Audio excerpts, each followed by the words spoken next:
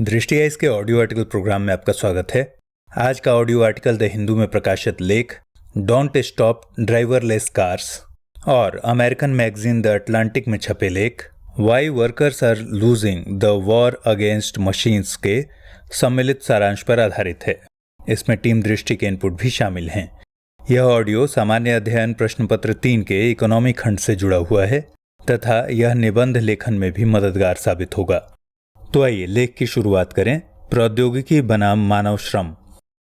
एक मजेदार कहानी सुनिए। अमेरिका में एक बार नीतियां बनाते समय एक नौकरशाह ने अर्थशास्त्री मिल्टन फ्राइडमैन से कहा कि हमें रोजगार वृद्धि करने के लिए किसानों को ट्रैक्टर की जगह फावड़े एवं कुदाल देना चाहिए। तो इस पर अर्थशास्त्री मिल्टन फ्राइडमैन ने कहा कि अगर मुद्दा रोजगार ही है तो हमें किसानों या मजदूरों को फावड़े कुदाल नहीं बल्कि चम्मच देना चाहिए ताकि सबको काम मिल सके। यह संवाद मजाकिया हो सकता है, लेकिन यह सच है कि यह आधुनिक दौर में मानव और मशीनों के द्वंद्व को उजागर करता है। आज सारी दुनिया तकनीकी उन्नति से तो लाभान्वित है, लेकिन तकनीकी विकास क्रम में लोगों के रोजगार छीनने की चिंता भी बढ़ती जा रही है। मानव सभ्यता ने जितनी तरक्की की है उसके बरक्स उसके रोजगार पर हमेशा संकट के बादल मंडराते जा रहे हैं। हाल ही में अमेरिकी आईटी सेक्टर में बड़े पैमाने पर छंटनी की गई, जिससे लाखों भारतीय कामगारों के रोजगार पर संकट खड़ा हो गया। फिलहाल मानव और मशीन का यह मुद्दा इसलिए चर्चा में है क्योंकि भारत में निजी परिवहन सेवा प्रदान करने वाली विदेशी कंपनियां ओला और उबर ने चालक विहीन कार सेवा प्रदान करने की बात कही है। ओला और उबर के इस मांग को भारत के परिवहन मंत्री नितिन गडकरी ने यह कहते हुए खारिज कर दिया कि इससे लाखों लोगों के रोजगार छिन जाएंगे। इसलिए सवाल उठता है कि क्या तकनीकी प्रगति मनुष्यों के रोजगार का भक्षक है? क्या रोजगार बचाने के लिए तकनीक के इस्तेमाल को बाधित किया जा सकता है? क्या रोजगार विहीन समृद्धि सभ्यता के विकास में सहायक साबित होगा या मशीनी प्रगति और कृत्रिम बुद्धिमत्ता का विकास मानव सभ्यता के विनाश का कारण बनेगा? कुल मिलाकर मूल प्रश्न यह है कि क्या प्रौद्योगिकी मानव शक्ति को विस्थापित कर सकती है? यह बात सच है कि वर्तमान युग में जितना तकनीकी विकास हुआ वह अपूर्व है। मानव के रोजगार छीनने वाली तकनीकी विकास का यदि नमूना देखना है तो नागासाकी जापान के एक होटल के रिसेप्शन काउंटर पर लोगों से फर्राटेदार अंग्रेजी में बात करती रिसेप्शनिस्ट रोबोट को देखिए। उसकी आंखें हरकत करती हैं, बाल चमकते हैं। बिल्कुल फिट यूनिफॉर्म में कुर्सी पर बैठी सुंदर चेहरे वाली ये महिला मुस्कुराती भी है। इसी प्रकार शंघाई ड्रैगन टीवी चैनल चीन में शियोइश नामक रोबोट रिपोर्टर ने मौसम समाचार प्रस्तुत करते हुए कहा कि सर्दियों के मौसम में नया काम शुरू करने से मैं बहुत खुश हूँ। अमेरिका की 10 वर्षीय पैटन वॉल्टन कैंसर के चलते स्कूल नहीं जा पाती तो अपने रोबोट को भेज देती हैं। इस तरह वह घर बैठे बैठे न केवल पढ़ाई कर लेती है बल्कि दोस्तों से भी बात कर लेती हैं। ये सारे उदाहरण इसी प्रश्न को पुष्ट करते नजर आते हैं कि क्या तकनीकी विकास मानव को महत्वहीन साबित करने पर उतारू हैं। 1997 में एक सुपर कंप्यूटर डीप ब्लू ने शतरंज के दिग्गज खिलाड़ी और विश्व विजेता गैरी कास्परोव को हराया तो इस हार को इस तरह पेश किया गया जैसे मनुष्यों की चेतना से उच्च स्तर की चेतना विकसित हो गई है, जबकि बाद में कास्परोव ने भी इसे हराया। फिर भी कुछ दिन पहले तक फिल्मों और विज्ञान गल्प कथाओं में जो तरह तरह के तकनीकी यंत्र और मशीनी मानवों को दिखाया जाता था वे अब साकार होते नजर आ रहे हैं। तकनीक के क्षेत्र में विकास काफी तेजी से हो रहा है। यही वजह है कि आजकल रोबोट का इस्तेमाल संगठित उद्योगों में बढ़ता जा रहा है। ऑटोमोबाइल, निर्माण उद्योग, आईटी सेक्टर, नाभिकीय विज्ञान, समुद्र उत्खनन, heart surgery, car assembling, land mines, biomedical आदि क्षेत्रों में दुनिया भर में लगभग 10 लाख रोबोट काम कर रहे हैं। रोबोट बीमार नहीं होते, वे लंच ब्रेक और छुट्टी नहीं मांगते, बिना थके लगातार काम करते हैं। साथ ही रोबोट के श्रम पर किया जाने वाला खर्च भी कम होता है और उत्पादकता बढ़ जाती है। इस प्रकार ये मशीनी मानव कारखानों, होटलों, बैंकों से लेकर कामकाज के बहुत से क्षेत्रों में इंसानों को रोजगार से वंचित कर रहे हैं। अतः रोबोट तकनीक, कृत्रिम बुद्धि युक्त अल्टीमेट कंप्यूटर, नैनो और संचार प्रौद्योगिकी आदि के कारण मानवीय बल और बुद्धि की शताब्दियों से चली आ रही श्रेष्ठता के खत्म होने के कयास लगाए जा रहे हैं। तो क्या सच में प्रौद्योगिकी मानव शक्ति को विस्थापित कर देगी? वस्तुनिष्ठ ढंग से यदि सोचें तो मशीनों की वरीयता सत्य प्रमाणित होती है, लेकिन सब्जेक्टिव रूप से परखने पर यह सही प्रतीत नहीं होता। सभ्यता के विकास क्रम में मानव ने अपनी सहूलियत के लिए अनेकों प्रौद्योगिकी विकसित किए। ये तकनीक और मशीनें इंसानी जिंदगी को आसान बनाने में काफ़ी कारगर साबित हुए, लेकिन आज मनुष्य इन मशीनों पर इतना आश्रित हो गया है कि इसके बिना मानव जीवन की कल्पना संभव नहीं। एक तरफ रोबोट चांद और मंगल पर भेजे जा रहे हैं, तो दूसरी तरफ कंपनियों और खेतों में भी इसका उपयोग बढ़ता जा रहा है। मशीनों पर बढ़ती अति निर्भरता मनुष्य को महामानव से लघु मानव में बदल रहा है। फिर भी यहाँ यह बात समझना जरूरी है कि तकनीक या प्रौद्योगिकी का विकास आज तक सहयोगी के रूप में ही हुआ है, न कि विरोधी के रूप में। और यह भी जानना आवश्यक है कि प्रौद्योगिकी सिर्फ रोबोटिक्स, संचार, कंप्यूटर या नैनो विज्ञान में ही नहीं, बल्कि हस्तकुठार यानी हैंड एक्स से लेकर इंटरकॉन्टिनेंटल मिसाइल तक, पहिए के आविष्कार से लेकर स्क्रीमजेट हवाई जहाज तक, व आग की खोज से लेकर मंगलयान के सफर तक सब प्रौद्योगिकी के अधीन ही है। अमेरिकी नौकरशाह ने जिस फावड़े कुदाल की बात कही वह भी तकनीक ही है, और मिल्टन फ्रीडमैन ने जिस चम्मच की बात कही वह भी टेक्नोलॉजी ही है। अगर प्रौद्योगिकी मानव विरोधी होता तो पूरी मानव सभ्यता आग में ही जलकर भस्म हो चुकी होती। अगर तकनीक विपरीत होता तो लौह और धातु प्रौद्योगिकी से बने हथियारों से लड़कर मनुष्य मिट चुका होता, जबकि आग ने मनुष्यों को पके भोजन से लेकर जंगलों की सफाई तक में मदद की, तो लोहे ने बेहतर कृषि उपकरण और औजार दिए, जिससे नई भूमि पर खेती होनी शुरू हुई तथा सरप्लस प्रोडक्शन से जनपद, जनपद से राज्य और राज्य से साम्राज्य का विकास हुआ। एल्विन टॉफलर की शोध परक पुस्तक थर्ड वेव में कहा गया है कि मानव सभ्यता की उत्पत्ति से लेकर प्रथम शताब्दी ईसा पूर्व तक जो विकास की दर रही, उससे 10 गुना अधिक विकास प्रथम शताब्दी ईस्वी सन से 18वीं शताब्दी ईस्वी सन के बीच रही, तथा 18वीं सदी से लेकर 1950 तक विकास की यह दर पिछली अवधि की अपेक्षा 100 गुनी ज्यादा रही।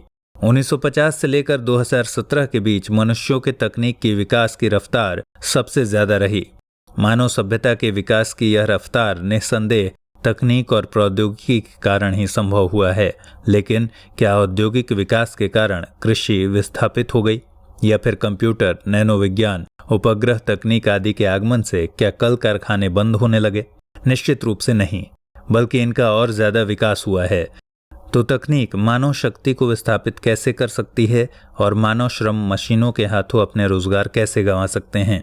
गौरतलब है कि मानव का समस्त कार्य अपने आप में एक तकनीक का सूचक लगता है, और मनुष्य और तकनीक एक दूसरे के विरोधी नहीं बल्कि पूरक प्रतीत होते हैं।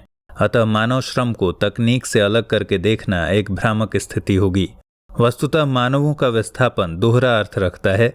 यदि तकनीक द्वारा मनुष्यों के श्रम का विस्थापन हो तो वह मानव जाति के उत्थान में सहायक साबित होता है, लेकिन यदि मशीनें मानव जाति को ही विस्थापित करने लग जाएं, तो यह स्थिति एक दुःस्वप्न को जन्म देती है।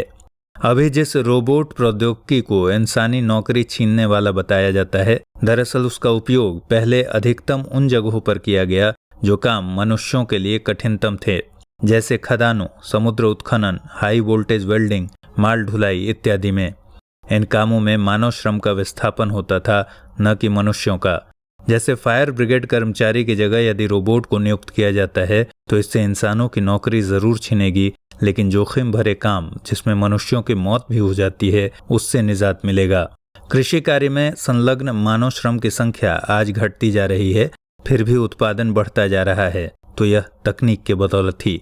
आज ड्रोन विमानों को जासूसी या हमले के लिए इस्तेमाल किया जाता है, जो कंप्यूटर नियंत्रित होता है, यानी बेहद खतरनाक और श्रमसाध्य कार्यों में मशीनी मानवों का इस्तेमाल मनुष्य की तकनीकी उपलब्धि मानी जा सकती है, न कि मानव को विस्थापित करने वाला।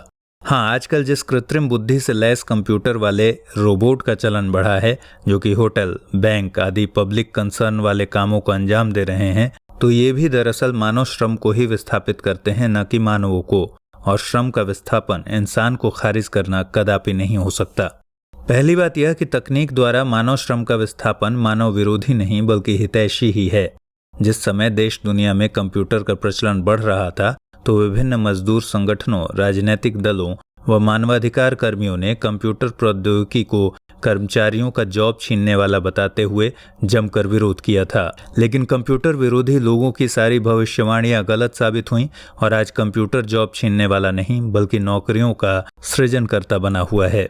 आज कोई ऐसा क्षेत्र नहीं जो कंप्यूटर रहित हो। तो क्या कंप्यूटर ने लोगों को बेरोजगार बनाया? बिल्कुल नहीं।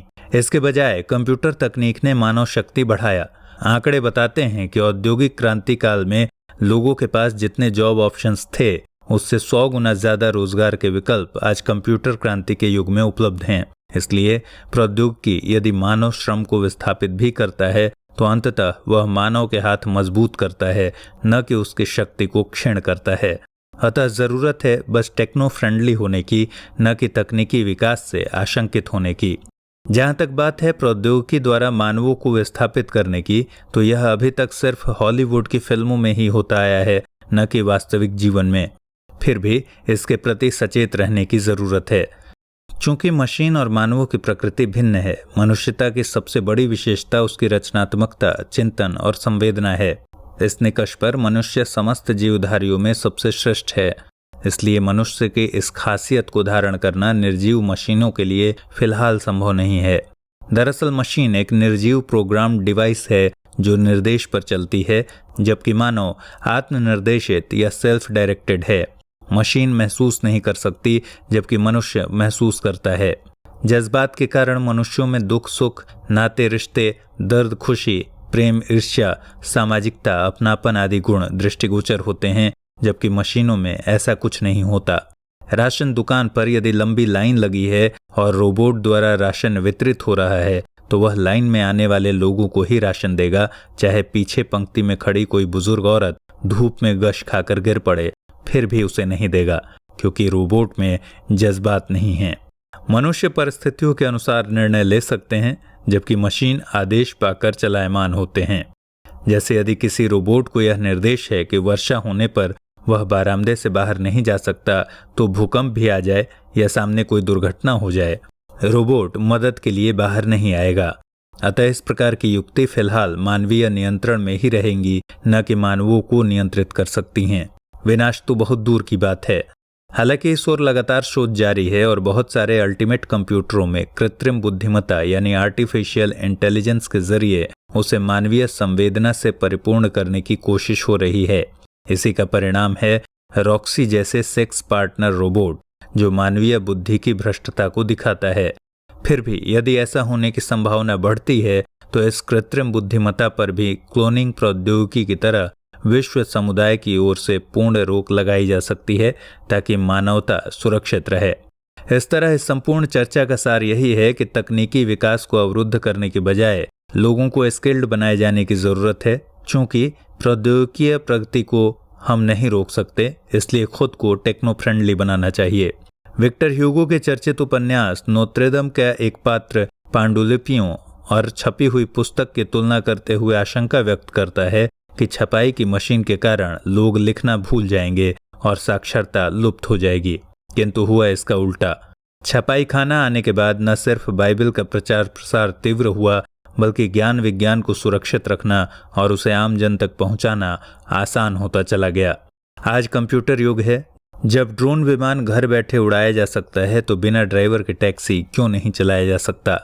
दिल्ली मेट्रो को जब चालक विहीन किया जा रहा है तो ओला उबर की कार सेवा क्यों नहीं ड्राइवरलेस हो सकती है, बशर्ते सड़क, सिग्नल सिस्टम लॉफुल सिटीजन्स हों तो। यानी तकनीकी रूप से इसमें कोई समस्या नहीं है, लेकिन तात्कालिक रूप से रोजगार छीनने का खतरा हो सकता है। पर आज के दौर में उपभोक्ता ही राजा है और उसकी सुविधा अनुसार परिवर्तन जरूरी है। फिर भी यही कहना समीचीन प्रतीत होता है कि तकनीक या प्रौद्योगिकी अपने आप में निर्जीव साधन है। इसलिए इसके उपयोगकर्ता यदि अच्छे लोग हों तो यह मानव श्रम का विस्थापन तो करेगी, किंतु अंत में मानव सभ्यता का उत्थान ही करेगी। लेकिन यदि इसके इस्तेमाल करने वाले लोग विकृत मानसिकता के हुए तो मानव श्रम ही नहीं, बल्कि सच में मानव के ही विस्थापन का डर होगा। कोई प्रौद्योगिकी या मशीन अपने आप मानव विरोधी नहीं होती, बल्कि मनुष्य ही जब मानव द्रोही हो जाता है तब वह प्रौद्योगिकी का इस्तेमाल शोषण के लिए करता है।